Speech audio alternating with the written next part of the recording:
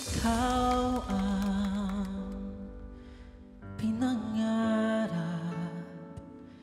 ikaw ang hanap-hanap. Ngunit bakit nagbago ang lahat? Ang init ng pagmamahal parang naging salat.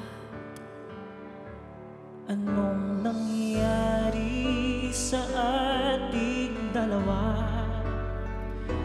Akala ko noon tayo ay iisa. Ako bang siyang nagkulang o ikaw ang di lumaban sa pagsubok sa ating pagmamahalan?